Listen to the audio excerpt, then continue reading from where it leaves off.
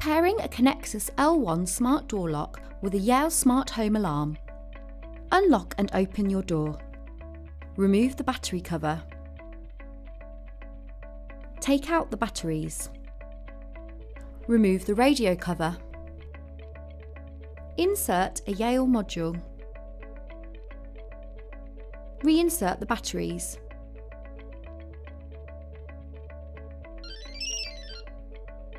Replace the battery cover.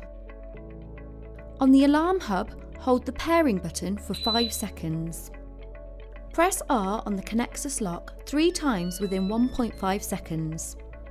Replace the radio cover. The Conexis L1 smart door lock has now been paired with the Yale Smart Home Alarm.